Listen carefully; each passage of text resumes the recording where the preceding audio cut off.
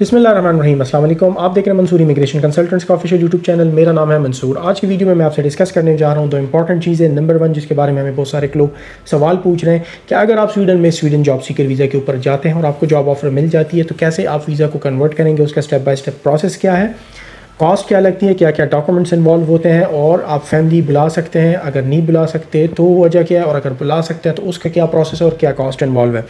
इसके अलावा जो दूसरी चीज़ मैं डिस्कस करने जा रहा हूँ वो ये है कि 1 जून 2026 से स्वीडन माइग्रेशन ने कुछ अनाउंसमेंट की है, स्वीडन माइग्रेशन एजेंसी ने, और कुछ रूल जो है वो चेंज हो रहे हैं। स्पेशली जो सैलरी रिक्वायरमेंट है and the ability to bring your family to Sweden, उनके अंदर कुछ चेंजेस आए हैं। तो ये वीडियो आपने आखिर तक ज़रूर देखनी है ताकि जो ये इनकमिंग चेंजेस है या अपकमिंग चेंजेस है इसके बारे में आपको अपडेटेड इन्फॉर्मेशन मिल सके।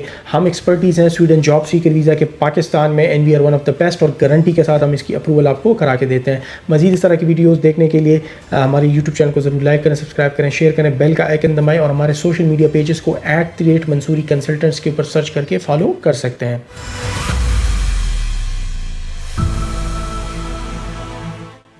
हाय एवरीवन, सो आज की वीडियो में मैं आपसे दो इंपॉर्टेंट टॉपिक्स के ऊपर डिस्कशन करना चाह रहा हूँ जिसके बारे में मुझे बहुत सारे लोग अप्रोच कर रहे हैं, पूछ रहे हैं। Because we are expert in Sweden job seeker visa, one of the best visa उन लोगों के लिए जिनके पास MFil या फिर PhD क्वालिफिकेशन है इन पाकिस्तान।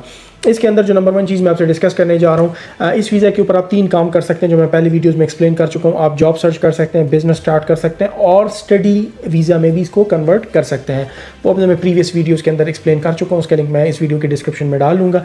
जो आज का मेन इसका टॉपिक है वो है कि अगर आपको जॉब मिल जाती है तो आप इसको जॉब वीज़ा में कैसे कन्वर्ट करते हैं, और इन केस आपको अपनी फैमिली बुलाना हो तो उसको आप कैसे बुला सकते हैं। उसके बाद एक जॉब होल्डर कैसे अपनी फैमिली को बुला सकता है, और जो 1 जून 2026 से नए कुछ सिग्निफिकेंट रूल चेंजेस हो रहे हैं इसके स्वीडन जॉब सीकर वीज़ा के, तो उसके बारे में भी मैं इस वीडियो में बात करूंगा।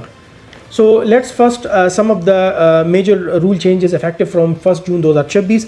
उसके अंदर जो है मिनिमम मंथली सैलरी जो थ्रेश होल्ड है वो अब पहले 29,680 थी, जिसको मीडियन वेज कहते हैं, और अब उसको बढ़ाया जा रहा है 1 जून से 33,390 किया जा रहा है। अब जो लोग 1 जून से पहले जाते हैं उनके लिए कोई मैंडेटरी पीरियड नहीं था फैमिली रीयूनिफिकेशन के लिए, लेकिन अब एक बैड न्यूज़ आ रही है कि 2 इयर्स का वेटिंग पीरियड इंट्रोड्यूस किया जा रहा है बिफोर कि आप अपने फैमिली को रीयूनिफिकेशन के लिए अप्लाई कर सकें। यानी अगर अब आपको जॉब मिल भी जाती है तो 2 साल से पहले आप अपने फैमिलीज़ को स्पॉन्सर पे नहीं कर सकेंगे। इसके अलावा जो फैमिली रीयूनिफिकेशन इनकम रिक्वायरमेंट थी उसके अंदर जो करंट इनकम रिक्वायरमेंट्स है वही चल रही थी, लेकिन अब जो न्यू रूल्स है उसके अंदर कुछ स्ट्रिक्टर फाइनेंशियल रिक्वायरमेंट्स भी आ रही है। सो अगर आपको जॉब मिल जाती है या वीज़ा मिल जाता है 1 जून 2026 से पहले तो आप करंट रूल्स जो कि बहुत लीनियर रूल है उसमें फॉलो करेंगे, लेकिन अगर आप 1 जून 2026 के बाद अप्लाई करेंगे तो फिर आप पे न्यू रूल्स जो है वो लागू होंगे। अब मैं बात करूंगा रिगार्डिंग अगर आपको जॉब ऑफर मिल जाती है तो कैसे आप उसको कन्वर्ट कर सकते हैं रेजिडेंट परमिट के अंदर। सो मैंने पहले वीडियोज़ के अंदर भी बयान किया है बिजनेस वाले केस में भी कि this is not an automatic conversion. ये याद रखिएगा कि आपको कंप्लीट एक न्यू वर्क परमिट एप्लीकेशन जमा करनी पड़ती है जिसके अंदर 2 पार्टीज किरदार अदा करते हैं, एक आपका एम्प्लॉयर और एक आप खुद। सो जो इसके अंदर फर्स्ट रिक्वायरमेंट है कि आपको एक कंप्लायंट जॉब ऑफर मिल जाती है और आप वो जो एम्प्लॉयमेंट कॉन्ट्रैक्ट है वो स्वीडिश एम्प्लॉयर के साथ साइन करते हैं। उसके अंदर जो मेन कंडीशंस है वो क्या है, वो ये है कि स्वीडिश जो एम्प्लॉयर है उसने जो लेबर मार्केट टेस्ट है वो ऑलरेडी किया हुआ, एटलीस्ट 10 डेज़ के लिए उसने उस जॉब को एडवर्टाइज़ किया हो, और उसके पास उस जॉब के लिए कोई सूटेबल लोकल बंदा अवेलेबल ना हो, तो तब वो आपको ये जॉब ऑफ़र कर सकता है। और इसके अलावा ये जॉब जो है स्वीडन्स कलेक्टिव एग्रीमेंट स्टैंडर्ड्स के मुताबिक होना चाहिए, और जो सैलरी है वो मिनिमम थ्रेश होल्ड के मुताबिक हो। सो मिनिमम थ्रेश होल्ड जो 1 जून से पहले है वो मैं आपको बता चुका हूँ कि 29,000 और 680 स्वीडिश क्रोन है, लेकिन 1 जून के बाद ये इंक्रीज़ होके 33,390 स्वीडिश क्रोन बन जाएगा। सो इसके अलावा जो आपका एम्प्लॉयर है वो आपके ऑफ़र लेटर के अंदर ये लाजिम मेंशन करेगा as per the Sweden rules के वो आपको pension, health, life, occupational insurance, ये तमाम किस्म के इंश्योरेंसेस प्रोवाइड करेगा। स्वीडन एक बहुत बेहतरीन कंट्री है, 3rd स्ट्रॉन्गेस्ट पासपोर्ट है दुनिया का, और बहुत सारी चीज़ों में ग्लोबल टॉप 11 रैंकिंग्स के अंदर आते हैं, एजुकेशन में, हेल्थ केयर सेक्टर में। तो वहाँ पे इंश्योरेंस जो है वो बहुत मैटर करती है, और आपको हर चीज़ के अंदर ये इंश्योर किया जाता है कि आपका जो लाइफ स्टैंडर्ड है वो टेंशन फ्री रखा जाए और आपको बेहतरीन से बेहतरीन फैसिलिटीज़ प्रोवाइड की जाए।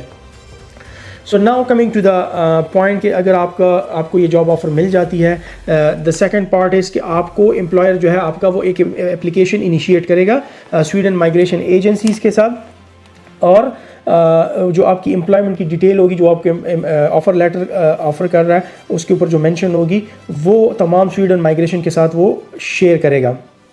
और इसके अलावा वो आपको ईमेल के ज़रिए इनवाइट कर देगा कि आप अपना एप्लीकेशन अपने पार्ट पे आप कंप्लीट कर सकते हैं। यानी एम्प्लॉयर ने एप्लीकेशन इनिशिएट की, आपको साथ एक ईमेल आ जाएगी, और अब आप उस ईमेल के बेसिस पे अपना फर्दर जो एप्लीकेशन है वो स्वीडन माइग्रेशन में कंप्लीट कर सकते हैं। So the third step starts here with your email. जैसे ही आपको ईमेल आ जाती है तो आप उस ईमेल के ऊपर क्लिक करेंगे, एम्प्लॉयर आपको एक लिंक सेंड करेगा, और आप स्वीडन माइग्रेशन वर्केट जिसको कहते हैं उसके पोर्टल पे चले जाएंगे, और आप अपने तमाम जो डॉक्यूमेंट है वो अपलोड करेंगे और अपनी एप्लीकेशन फ़ी जमा कराएंगे। इसके बाद आपने बायोमेट्रिक जमा करानी होगी, और एक जो है वो पिक्चर जो है आपने अपना प्रोवाइड करना होगा। सो इसके बाद आपका रेजिडेंट परमिट के लिए जो प्रोसीजर है वो स्टार्ट हो जाएगा। नॉर्मली टिपिकली इसके अंदर 30 to 40 डेज़ लग जाते हैं कि आपका जो एप्लीकेशन है वो सबमिट हो जाए, और उसके बाद आपका रेजिडेंट परमिट अप्रूवल आ सकता है। लेकिन सम टाइम इन कुछ केसेस में ये 1 से 4 महीने तक भी जा सकता है। सो जो सर्टिफाइड एम्प्लॉयर्स होते हैं नॉर्मली उनके केसेस में तकरीबन आप जहन में रखिएगा कि 30 डेज़ तक ही लग जाते हैं। और इसका सबसे ज़बरदस्त फ़ायदा ये कि आप अपने माइग्रेशन वर्केट के वेबसाइट के ऊपर अपना एप्लीकेशन जो है उसको ट्रैक भी कर सकते हैं। सो स्टेप नंबर 6 अब हमारे पास ये है कि जब आपकी रेजिडेंसी अप्रूव हो जाती है तो फिर आपको एक ईमेल आ जाती है जिसके अंदर इंस्ट्रक्शंस लिखे होते हैं how to receive your residence permit card, और जिसके अंदर लिखा होता है कि जो आपके पास right to live and work in Sweden है वो आपको इस कार्ड के ज़रिए से मिल जाता है। और अब जो आपका जॉब सीकर वीज़ा है वो इफेक्टिवली रिप्लेस हो जाता है नई वीज़े के साथ। सो स्टेप नंबर 7 इसके बाद आपने अपने आप को रजिस्टर करना है with in 7 days Sweden tax agency के साथ, स्कैट वर्केट कहते हैं उसको।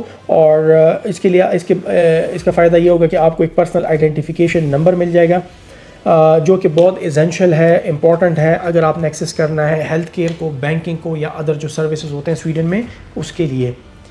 Now coming to the complete documents checklist के इसके अंदर क्या क्या डॉक्यूमेंट चाहिए होंगे, तो हमेशा याद रखिएगा वैलिड पासपोर्ट जब भी आप अप्लाई करें पाकिस्तान से कोशिश करें अपना 10 साल का न्यू पासपोर्ट बनवाएं ताकि आपको बार बार जाके वहाँ पे पासपोर्ट रिन्यू ना करना पड़े या पासपोर्ट की वजह से आपका वीज़ा जो है वो इफेक्ट ना हो।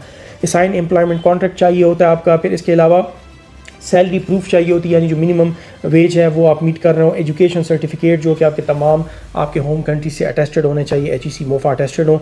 और रेलिवेंट एक्सपीरियंस प्रूफ आपके पास होना चाहिए, जो आपके प्रीवियस रेफरेंसेस या एक्सपीरियंस लेटर्स होते हैं, सैलरी स्लिप्स होते हैं, जॉब कार्ड्स होते हैं। इसके अलावा आपके कवर लेटर, आपकी CV होनी चाहिए, पुलिस क्लियरेंस सर्टिफिकेट आपकी होनी चाहिए जो कि मोफा अटेस्टेड और अपोस्टाइल हो। मेडिकल क्लियरेंस सर्टिफिकेट अगर ज़रूरी हो वो बनवा लें पाकिस्तान से जाते हुए, बेहतर है, आपका वहाँ पे काम आ जाएगा। और इसके अलावा पासपोर्ट साइज़ की तस्वीरें जो हैं वो भी आप सर्च कर सकते हैं, जो स्टैंडर्ड रिक्वायरमेंट है स्वीडन की उसके मुताबिक वो भी आप डिजिटल फॉर्मेट में भी अपने साथ ले जाएं और प्रिंटेड फॉर्मेट में भी ले जाएं।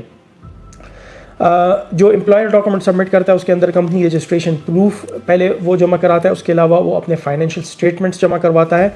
और इसके अलावा उसने जो लेबर मार्केट टेस्ट किया है जिसके अंदर वो 10 दिन के लिए एडवर्टाइज़ करता है उस जॉब को, उसकी प्रूफ जो है वो शेयर करता है, यानी उसके स्क्रीनशॉट और असेसमेंट रिकॉर्ड के उसने कितने इंटरव्यूज़ किए हैं और उसको क्यों सूटेबल कैंडिडेट नहीं मिला और आप क्यों सूटेबल हैं इस जॉब के लिए। और एक declaration of applicable collective agreement कहते हैं उसको, वो आपका एम्प्लॉयर जो है ये तमाम डॉक्यूमेंट्स वो जमा करता है।